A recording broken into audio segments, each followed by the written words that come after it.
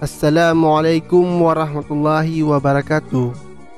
Sesuai dengan judul, di video kali ini saya akan membahas tentang sejarah Orida, yaitu uang Republik Indonesia Aceh pada tahun 1947 hingga 1949.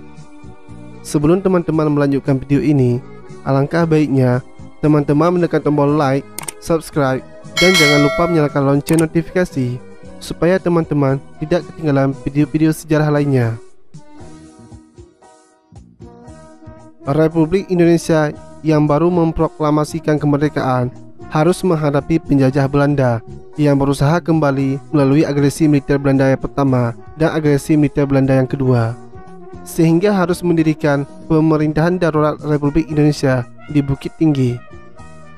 Maka berdasarkan peraturan nomor 19/1947 tanggal 26 Agustus tahun 1947, pemerintah Republik Indonesia memberikan wewenang kepada pemerintah daerah untuk menerbitkan alat pembayaran yang berlaku terbatas di masing-masing daerah karena gangguan atas distribusi uang Republik Indonesia.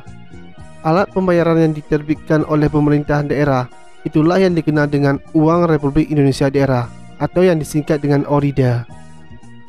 Berbagai daerah di Indonesia ketika itu menerbitkan Orida, namun pada pembahasan ini kita hanya akan membahas tentang Orida yang diterbitkan dan diedarkan di wilayah Aceh. Pada tanggal 30 Oktober tahun 1946, uang Republik Indonesia menjadi pembayaran yang sah bagi rakyat Indonesia. Namun tantangannya adalah distribusi. Mengingat wilayah Indonesia yang luas, transportasi tidak memadai dan beberapa wilayah dikuasai oleh Belanda. Peredaran uang Republik Indonesia yang terbatas untuk wilayah Sumatera menyebabkan uang Jepang masih digunakan.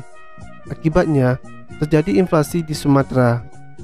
Nilai mata uang yang merosot dan harga barang yang naik tinggi. Peristiwa ini terjadi karena campur tangan dan blokade Belanda. Gubernur Sumatera saat itu, yaitu Mr. Teuku Muhammad Hasan, mengambil langkah menyelesaikan masalah ini dengan mengeluarkan maklumat nomor 20 tanggal 2 Desember tahun 1946 yang mengumumkan berlakunya uang Republik Indonesia sebagai alat tukar yang sah. Pemerintah menetapkan kurs Rp1 sama dengan 100 uang Jepang. Namun hal ini belum mampu mengatasi persoalan keuangan di Sumatera. Pada awal tahun 1947, anggaran gaji pegawai dan biaya perjuangan sudah tidak terpenuhi, kas negara tidak cukup.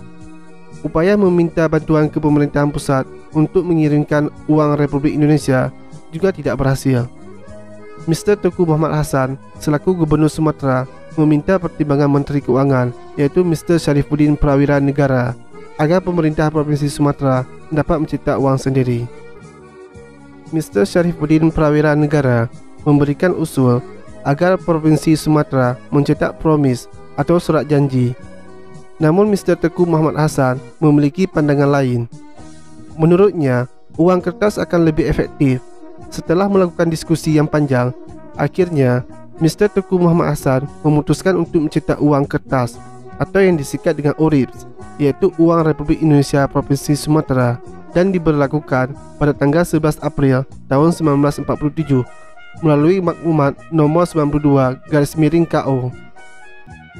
Untuk ORIPS Aceh memiliki kekhasan dibandingkan dengan ORIPS daerah lainnya, yaitu selalu menggunakan nomor dengan singkatan sebelum angka seri, misalnya nomor 74916CCP. Sedangkan di wilayah lain seperti Jambi misalnya, langsung menggunakan angka seperti 73430RUH. Keunikan ini membuat nilai ORIPS Aceh memiliki nilai lebih tinggi di mata kolektor numismatik dibandingkan ORIPS Sumatera lainnya. Selain ORIPS Aceh yang beredar di wilayah Aceh, juga ada Orida Kutaraja dan Orida Langsa. Berikut ini adalah Orida Aceh Kutaraja, emisi tanggal 15 September tahun 1947.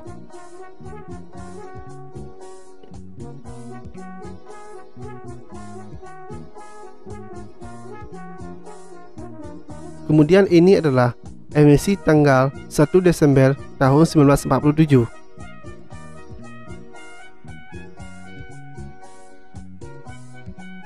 Dan selanjutnya adalah emisi tanggal 15 Januari tahun 1948.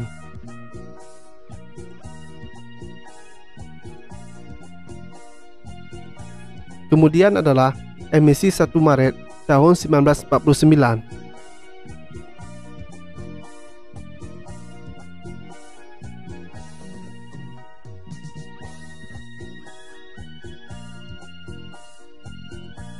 Dan yang ini adalah Orida Aceh Langsa.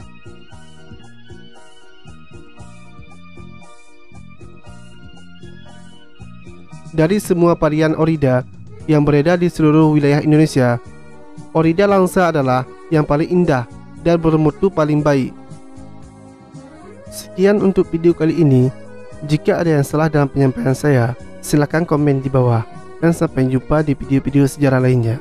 Assalamualaikum warahmatullahi wabarakatuh.